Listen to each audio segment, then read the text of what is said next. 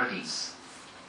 It is half of the national gross enrollment ratio, which is a reflection on us. If you look at the participation rates of scheduled castes and scheduled tribes and other backward classes, then their participation rate is much lesser. So the challenge before us is not only to creating extra spaces for the children on the campuses of our institutions, but the challenge is to directing the children to the right kinds of streams and to meeting out their post-admission needs.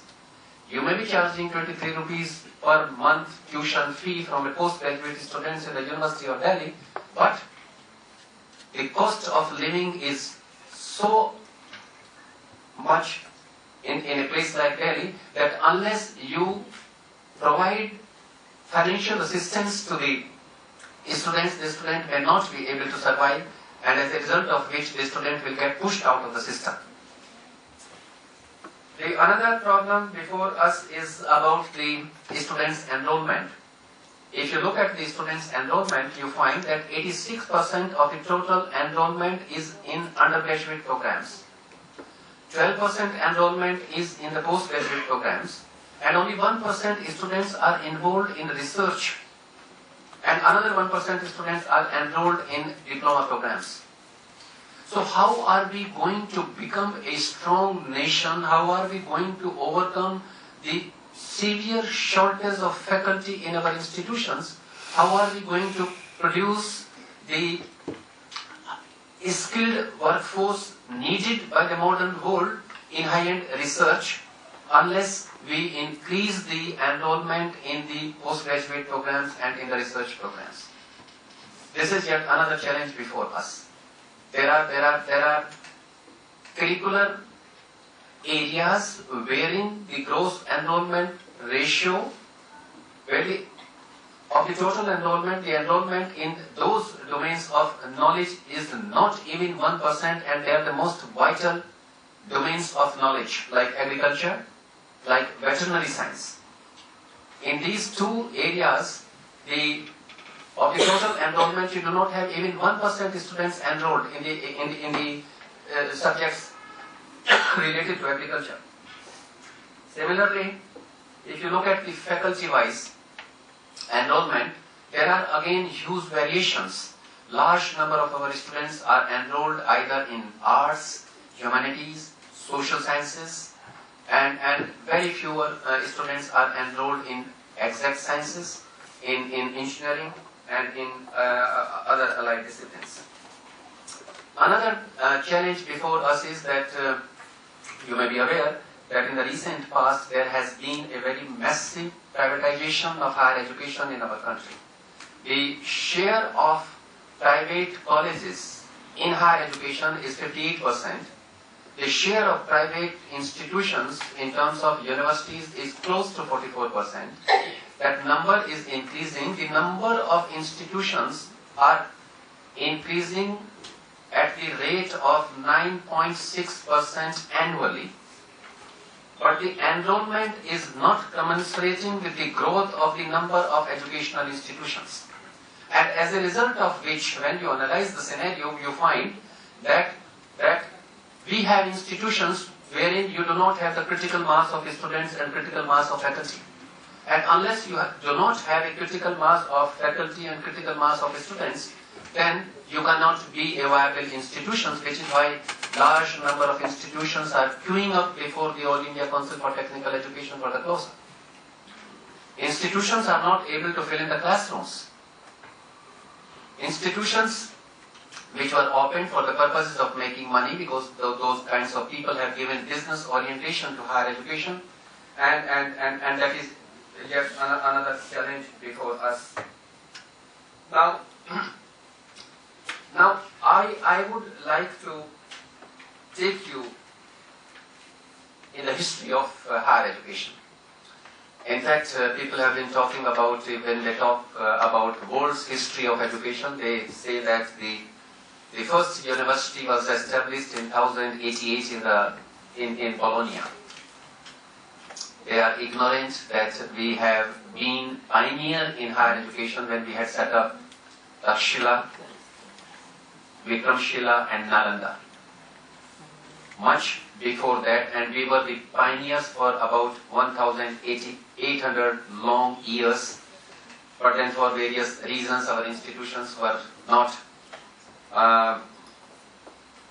they were invaded, they were demolished, we were not empowered. I don't want to go into that, but I want to take you back to the first World Congress which was held after World War I in 1924 in the city of Geneva. And there were 32 resolutions which were passed by the world leaders at that point in time. Of them, one resolution which was related to education that had 3 assertions. And I would like to leave this word with all of you. And what were those 3 assertions? It was said in that resolution that the nation state must provide the tools to the children for their natural development. Those who are backward must be supported by the nation state. And the nation state has the responsibility of placing the children in a position wherefrom they can make a decent living. Nations which have evolved their education system around that resolution are ruling the roost, and the countries which have not cared for it are continuously they are paying very heavy price for that. So, in my own opinion, if you look at the brochures brought out by different sets of institutions, they will come up with all kinds of vision, mission, and whatnot. Many a time they are not able to make the distinction between vision and mission. But according to me, the vision of higher education, whether you talk in Finland, or you talk in Switzerland, or you talk in the United States of America, or in Malaysia, or in India, the vision of higher education can't be different. The vision of higher education, therefore, should be to expanding the frontiers of knowledge and widening the human base to enable the youth to realize their fullest potential and to contribute to the creation and development of a cohesive and a peaceful society. That should be the vision of higher education. Now, in order to realize that, if we really want to reach from here to there, then what we need to do is that we need to set realistic goals for ourselves. I'm going to talk now, Professor Jonathan, in our own context.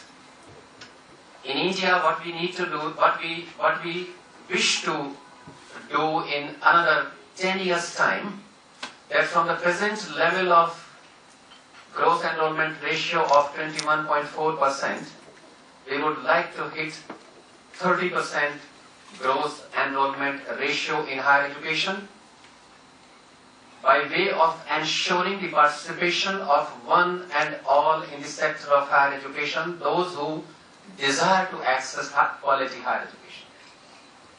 This is one.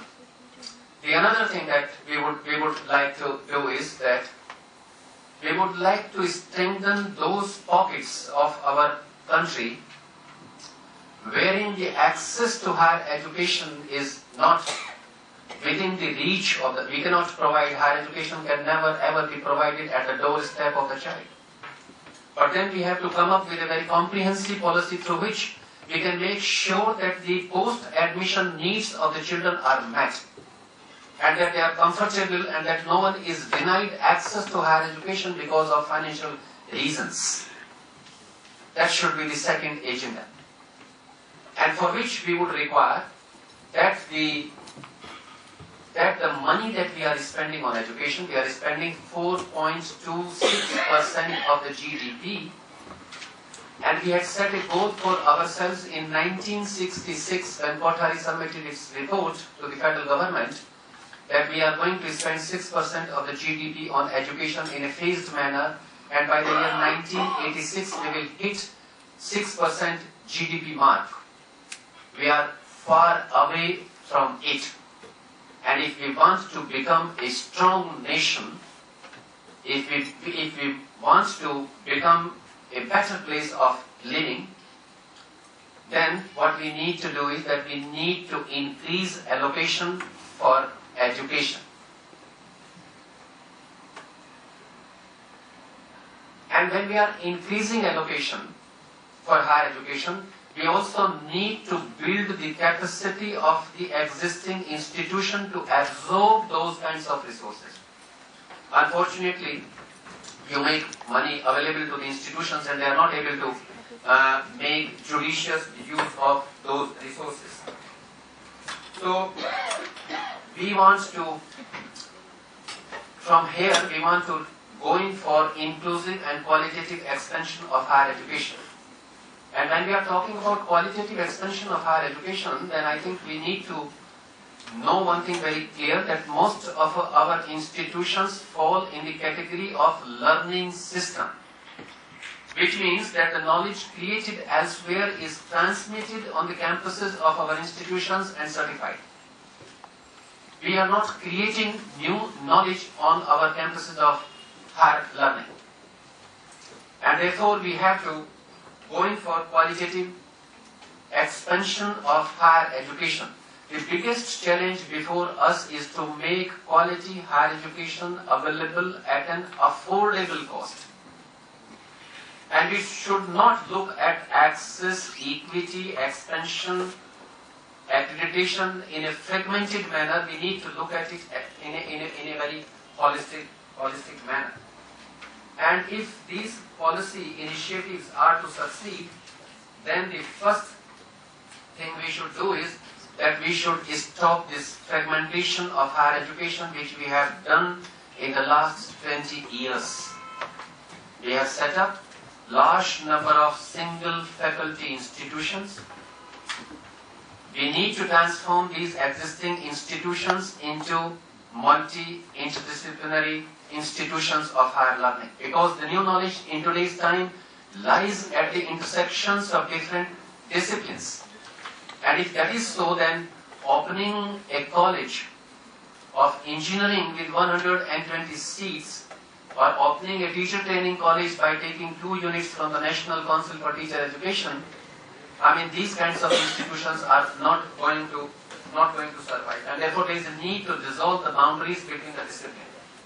So we would like to move from the present level of fragmented higher education to the defragmented level of higher education in 10 years from now. Insofar as industry is concerned, industries do not know what kinds of skills and competencies are imparted on our campuses. Institutions do not talk to the industry, industry doesn't talk to the institutions. Institutions for 4 things. Number 1, they want the institutions to let them know where they can make gainful investments. They are looking towards the institutions of higher learning to invest more in research and development for the purposes of increasing their productivity. They are looking towards the universities to providing them the skilled workforce. And Madam, I'm coming to that. I think it was Niharika who made this reference.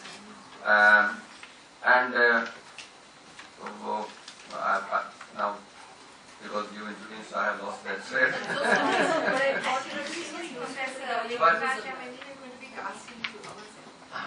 I think I'm going to be asking you very, very specific questions exactly on what you're talking about. You know, when you talked about the current situation. So, I mean, let me. I think hold on just for 2 more minutes. Let me sum up. I have sensed the mood of the house. They may like to ask more questions, than to listen to a teacher lecture. But let me tell you that. Let me close that the future lies in inclusive education. Future lies in quality education. future lies in fitness and future lies in creativity. And let me tell you, I have studied psychology a little. I am not an expert, but though creativity happens to be an innate ability, but creativity can also surface because of internal stirring, because of passion, and because of inspiration. And if we want to transform our youth into assets, I think that is the only thing we can do, because if we transform them into assets, that is going to be their prosperity. Someone said it and I have forgotten who has said it, but I quote without naming the great man, and he said that if we transform our youth into assets, their prosperity will be our strength, their contentment will be our security, and their gratitudes will be our reward. So I think we need to base our education keeping these things in mind. We have large number of problems, but we know what problems are. We also know what solutions are, but the problem with us is that we are not China. We have a great democracy. We have great institutions. And in educational institutions, we care very little for the dictates. We are much more democratic. And that is how it should be. But we have solved several of our problems. We have large number of problems, and I am very confident that we would be able to solve it. I'll stop here, and I will like to take questions from you. Thank you so much, Professor Venkata.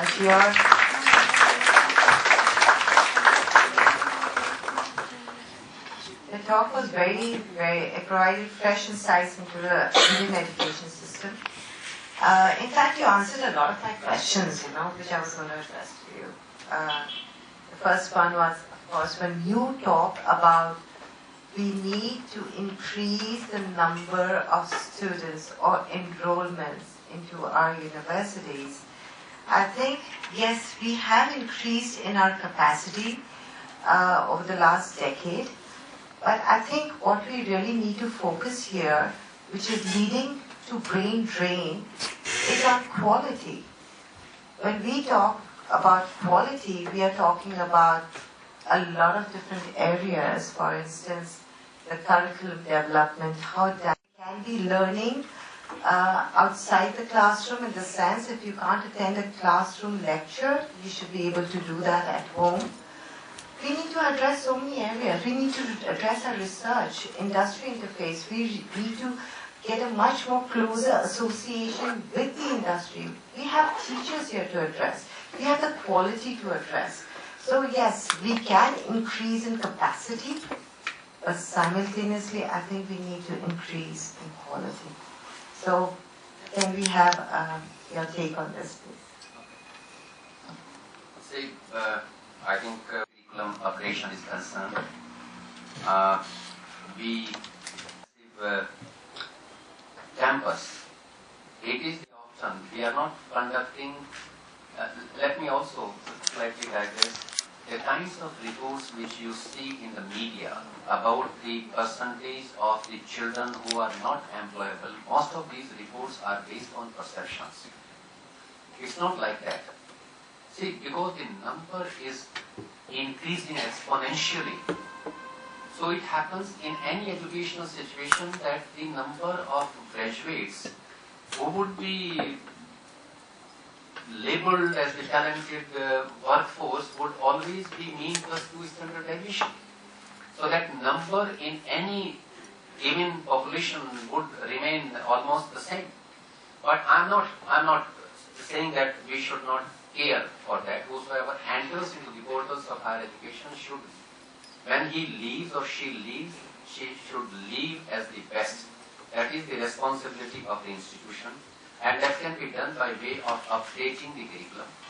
That can be done by way of improving the instructional material.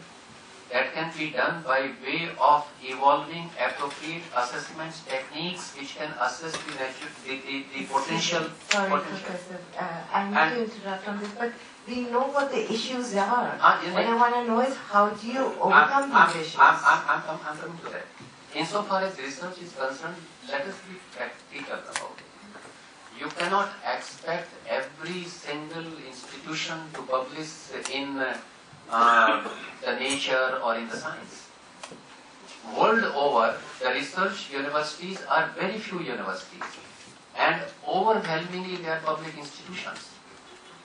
Now, research universities cannot be the national institutions. They have to be truly international.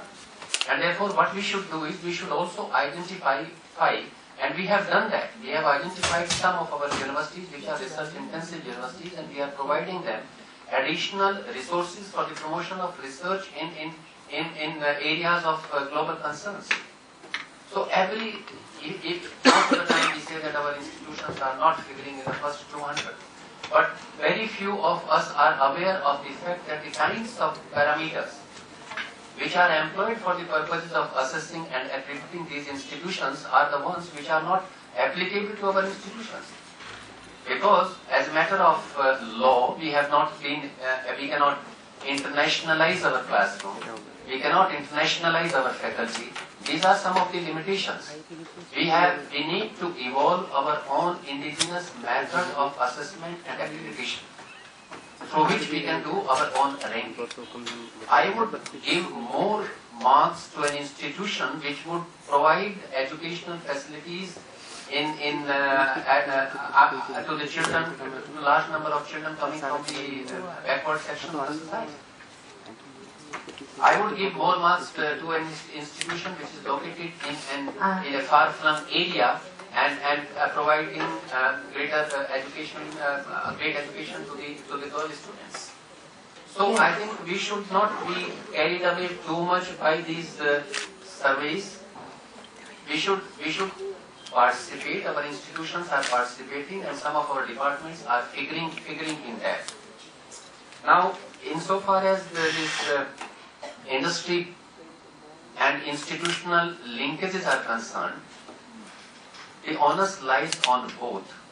As institutions, I am impressing upon the Vice Chancellors that you should invite professionals from the industry whilst revisiting the curricula. And when you are preparing the curricula, you should take inputs from the industry. And the industry people should also be appointed. In fact, we have created position of the adjunct faculty through the University Grants Commission, wherein a person who otherwise do not fulfill the eligibility conditions of becoming an assistant professor or associate professor, but he or she has acquired excellent proficiency in his or her chosen field, and therefore such a person can be appointed in the university as an adjunct faculty and can provide those kinds of skills and competencies which are required there. Industry should also come forward and promote research projects in the universities. They should tell them, they should prepare a list of the projects that these are our problems and we would like the university to give us the solutions for these problems.